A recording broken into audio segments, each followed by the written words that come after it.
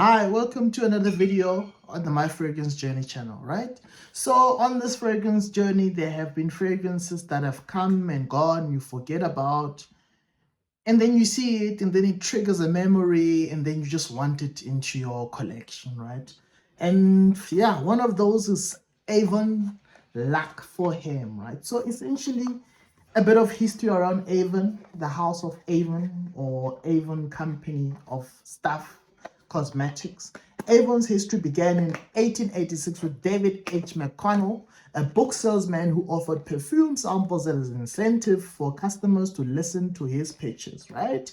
He quickly realized that people were more interested in the perfume samples than, the books that he was selling at the time. Then that's when he decided to open up California Perfume Company, CPC, right?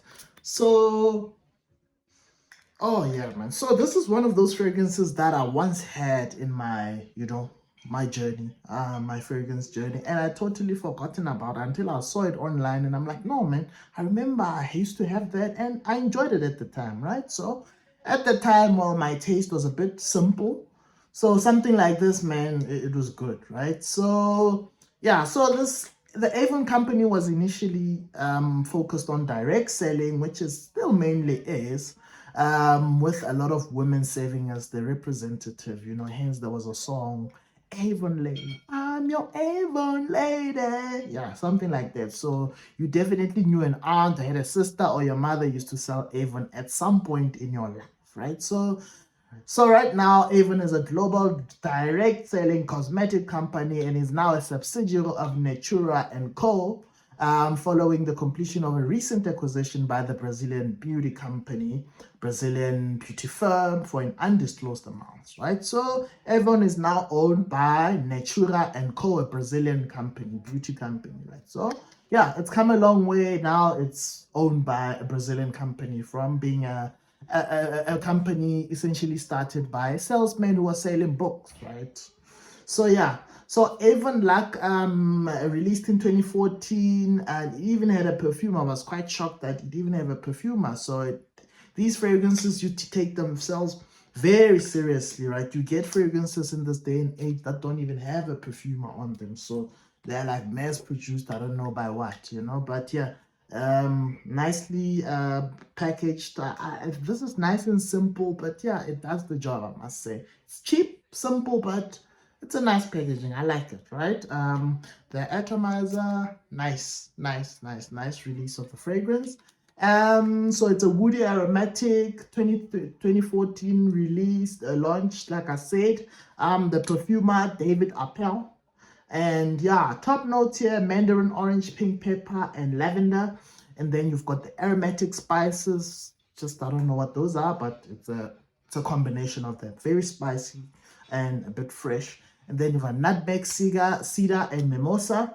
And then the base, you've got sandalwood, woodsy note, musk, and labdanum, right? So spicy, sweet, woody type of fragrance. So very, very pleasant. But my problem with this is that you enjoy the first hour, right? After that, it becomes pretty much unforgettable, just mundane, simple, nothing special, right? But I think the opening, the first hour, man, it bangs. So this is one of those fragrances you keep in your office or in your car, and if you ever forget your main fragrance, then you can just pick it up and just put it on. It's nice and cheap, so you can expect to pay nothing more than 500 for this, so around about $25. And then it's an easy daily wear. Summer, spring, definitely not a winter type of fragrance. It's too light, it's too weak. The performance is not that great. Yeah, performance, expect 3 to 5 hours, right? So very much after 3 hours or after 2 hours, I would say, becomes pretty much a skin scent, right? So people that come close to you will smell it, but it doesn't project much, so that's the downside, right? But yeah, off the bat, it's a nice smelling, simple, easygoing, cheap fragrance from the house of Avon. And yeah, it brings back a lot of memories, I must say, right? Brings back a lot of memories.